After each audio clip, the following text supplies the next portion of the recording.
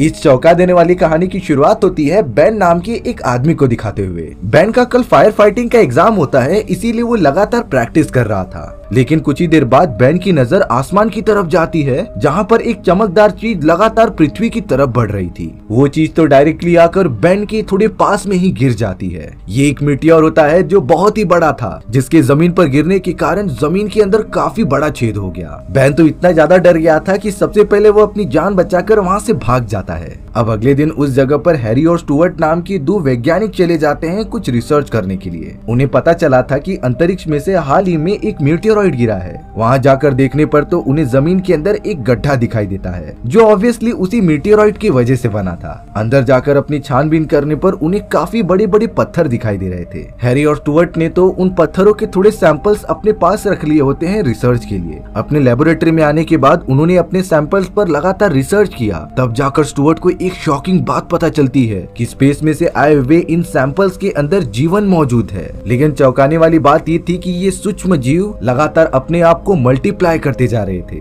ये मल्टीप्लिकेशन साधारण नहीं होता, बल्कि वो पर सेकंड में कई सारे अपने फॉर्म्स क्रिएट कर लेते हैं। स्टुअर्ट और हैरी इस बात से एकदम शॉक हो जाते हैं, क्योंकि जिस विकास को होने के लिए कई हजार सालों का समय लगता था, वो ये सारे सूक्ष्म जीव कुछ ही सेकंड्स में कर ले रहे होते हैं। इसीलिए अब हैरी और स्टुअर्ट ने डिसाइड किया कि वो इन सारी चीजों की और भी रिसर्च करेंगे। वो फिर से अपने कुछ स्टूडेंट्स को लेकर उसी जगह पर चले जाते हैं, लेकिन इस बार उस गड्ढे के अंदर सारी चट्टानें खत्म होकर एक अजीब तरीके का एनवायरनमेंट बन गया था। उसी धुंधले एनवायरनमेंट के एकदम नीचे कई सारे कीड़े मौजूद थे।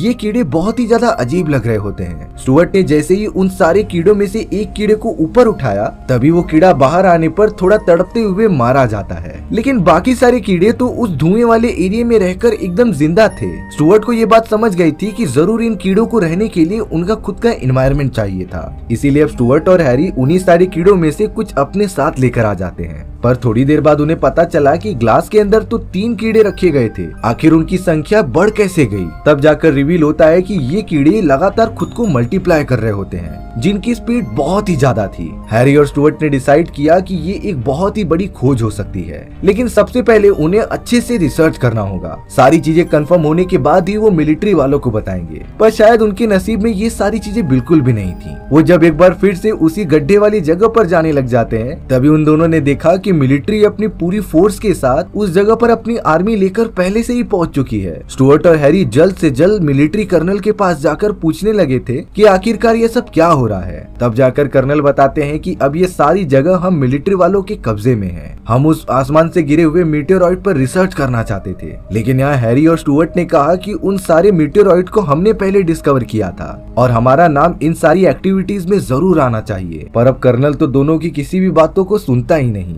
दरअसल स्टुअर्ट ने पहले भी कर्नल के साथ एक सोल्जर बनकर काम किया था, इसीलिए कर्नल स्टुअर्ट की थोड़ी सी इज्जत कर रहा होता है। अब वहाँ पर एलिसन नाम की एक और वैज्ञानिक आती है, जो हैरी और स्टुअर्ट पर गुस्सा कर रही थी कि तुम्हें इतनी बड़ी खोज को आर्मी से छुपाना नहीं चाहिए था। पर उन दोनों का मानना होता है कि उन्होंने सबसे पहले ये सारी चीजें ढूंढी। कर्नल ने यहाँ पर साफ साफ कह दिया था कि अब ये सारी चीजें आर्मी के अंडर आती हैं, इसीलिए तुम्हें जो करना है जाकर कर लो। हालांकि स्टुअर्ट और हैरी कोर्ट में भी केस करने जाते हैं, लेकिन कर्नल ने जज को एक बात बताई कि स्टुअर्ट जब मिलिट्री के अंदर था तब उसके एक गलत एक्सपेरिमेंट की वजह से कई सारे सोल्जर्स की जानें गई थी। अब ये बात सुनने पर जज भी उन दोनों के खिलाफ फैसला सुना देता है और वो पूरी जगह आर्मी के ही कंट्रोल में रहेगी। स्टुअर्ट और हैरी अपने लेबोरेटरी में आकर डिस्कस कर रहे थे कि हमें किसी भी हालत में अपने सैंपल्स को इकट्ठा करना ही होगा। इसीलिए वो चोरी चुपके एक बार फिर से मिलिट्री बेस में चले जाते हैं, जहाँ पर वो गड्ढा बना था। वो दोनों तो सारे सोल्जर्स को चकमा देकर अंदर की तरफ जाने लगे होते हैं। हालांकि सिक्योरिटी गार्ड्स को उन दोनों की बिहेवियर पर कुछ शक होने लगा था। अब जैसे ही स्टुअर्ट और हैरी उस जगह पर पहुंचे, तभी उन्होंने देखा कि मीटियोरॉइड वाली वो जगह अब पूरी तरीके से बदल चुकी है। वहाँ पर तो जो छोटे कीड़े थे वो अब कई सारे अलग अलग प्रजाति के जानवरों में बदल चुके होते हैं, मानो ये कोई अलग एक छोटी सी दुनिया हो।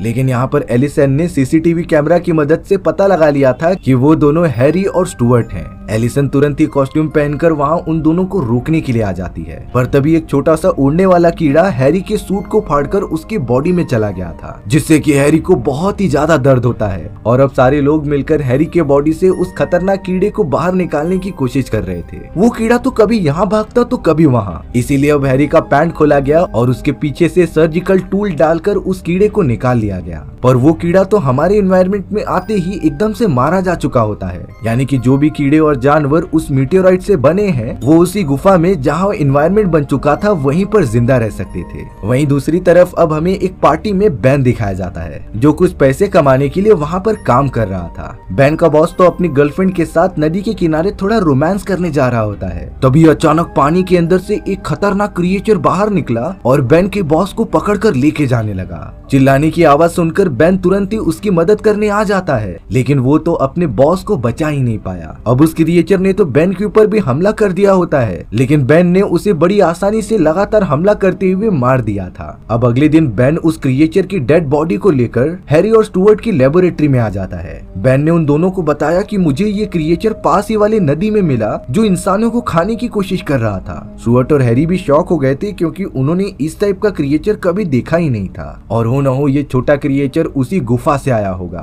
अब हमें यहाँ शहर के अंदर एक घर दिखाया जाता है जहाँ पर कुछ बूढ़ी औरतें मिलकर किटी पार्टी कर रही थी। तभी उन्हें अपने एक स्टोर रूम के अंदर से कुछ आवाजें आती हैं, और जब उन्होंने स्टोर रूम का दरवाजा ओपन किया तब उसके अंदर एक अजीब तरीके का क्रिएचर खड़ा था। हालांकि उन लोगों को लग रहा था कि ये एक अलग ही टाइप का डॉग है, लेकिन जैसे ही एक औरत ने उसके ऊपर हाथ बढ़ाने की कोशिश की तभी खतरनाक क्रिएचर ने अपनी लंबी सी जीभ बाहर निकाली और उस औरत का हाथ पकड़ लिया। दूसरी औरत तो गन लेकर आकर उस क्रिएचर को मारने जा रही थी, तभी अचानक वो क्रिएचर एनवायरनमेंट में आने के कारण खुद ही मर गया।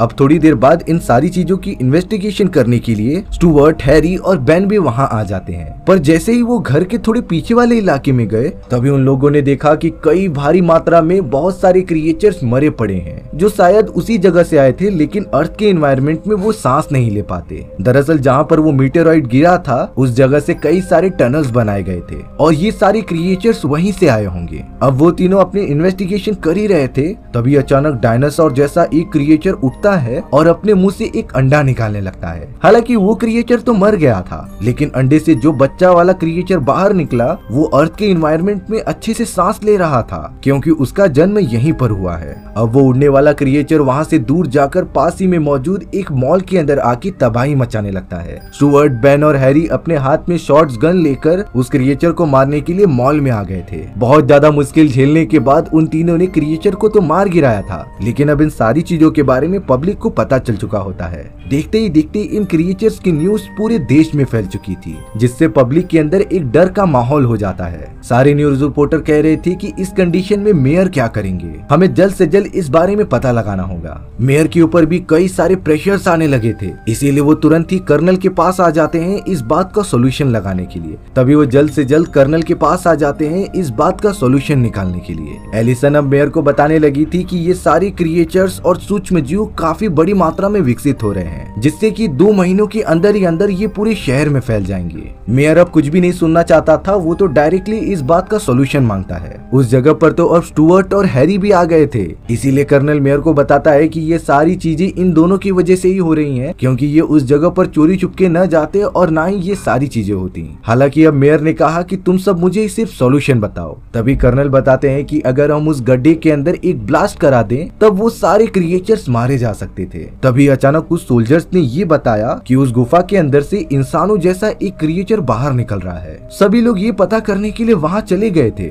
और अब वही इंसानों जैसा खतरनाक क्रिएचर जो कि एक आदि मानव था वो मेयर के ऊपर हमला करने लग जाता है। उसने एक गन की मदद से तुरंत उस क्रिएचर को मार गिराया और मेयर की जान बचा ली। लेकिन यहाँ मेयर को पता चल चुका होता है कि ये क्रिएचर कितने ज्यादा बुद्धिमान और खतरनाक थे, इसीलिए उसने कर्नल को आदेश दे दिया होता है कि तुम अपने प्लान के हिसाब से चलो और बॉम्ब्स की मदद से उन सभी को उड़ा दो। कर्नल ने तो हैरी और स्टुअर्ट को भी यहाँ से जाने के लिए कह दिया था। वो दोनों वहाँ से जाते तभी एलिसन उनके साथ मिल जाती है। स्टुअर्ट और हैरी के वो सारे एविडेंस मौजूद थे जिसे कि कर्नल ने हड़प लिया था। अब वो सब अपनी लेबोरेटरी में आ जाते हैं इस बात का पता लगाने के लिए। उन सभी को इतना तो अंडरस्टैंडिंग हो गई थी कि ये सारे क्रिएचर्स हमारे वातावरण में ज्यादा जिंदा नहीं रह सकते, और तो और इनके विकसित होने की भी क्षमता काफी ज्यादा है। लेकिन स्टुअर्ट ने जिन सूक्ष्म जीवों को अपने फ्रीजर में रखा था वो तो विकसित होते ही नहीं। अब यहाँ पर हैरी एक माचिस को जलाकर दूसरी तरफ फेंक देता है जो डायरेक्टली उन सूक्ष्म जीवों के अंदर चला गया था, और अब हीट मिलते ही वो सारे सूक्ष्म जीव काफी बड़े होने लग जाते हैं। इन सारी चीजों से स्टुअर्ट और हैरी भी समझ गए थे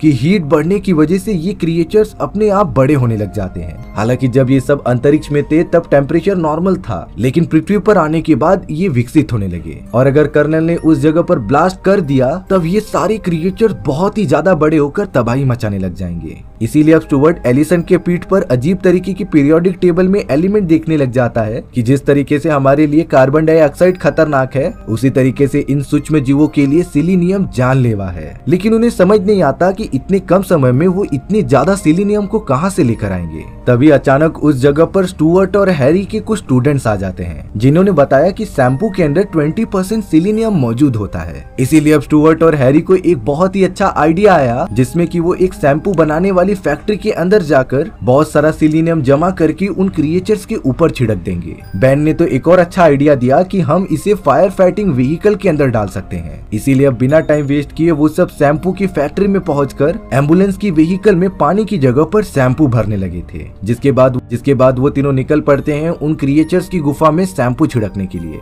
कर्नल ने अपने मिलिट्री सोल्जर्स को बोलकर उस जगह पे ब्लास्ट करा दिया था और अब आग लगने के कारण वो छोटे छोटे सूक्ष्म जीव काफी ज्यादा बड़े हो जाते हैं। उनका साइज तो बिल्डिंग से भी बड़ा हो गया था जो लगातार अब अपने सामने आने वाली सारी चीजों को डिस्ट्रॉय करते हुए आगे बढ़ रहे थे। हालांकि मिलिट्री वाले अपने गोला बारूद चला रहे थे लेकिन इसका उस क्रिएचर के ऊपर कुछ ज्यादा फर्क नहीं पड़ता। तभी यहाँ स्टुअर्ट और हैरी ने देखा कि उस क्रिएचर के जस्ट नीचे एक छोटी सी ओपनिंग है। इसीलिए वो अपनी एम्बुलेंस की गाड़ी उस जगह पर लेके जाकर शैम्पू उस क्रिएचर के अंदर डालने लग जाते हैं। शैम्पू का बहुत ज्यादा भंडार उस क्रिएचर के अंदर डालने लग जाते हैं जिससे कि क्रिएचर का पूरा बॉडी धीरे धीरे गलने लगा था। यानी कि लिटरली अब उन सभी का प्लान कामयाब होने लग जाता है। लेकिन वो क्रिएचर तो एकदम से धाराशायी होकर उनकी एम्बुलेंस वाली गाड़ी पर ही गिरने वाला था। लेकिन जब तक ये दुर्घटना होती इससे पहले वो एम्बुलेंस को काफी तेजी से बढ़ाकर आगे निकल जाते हैं। वो क्रिएचर पूरी तरीके से अब खत्म हो चुका था। यानी कि बेन, स्टुअर्ट, हैरी और उसकी पूरी टीम ने मिलकर ये मिशन सक्सेसफुली कंप्लीट कर लिया होता है। मेयर ने तो बेन की इस बहादुरी के लिए उसे डायरेक्टली एक फायर फाइटिंग ऑफिसर बना दिया था और इसी तरीके से हमारी ये कहानी यहीं पर खत्म हो जाती है।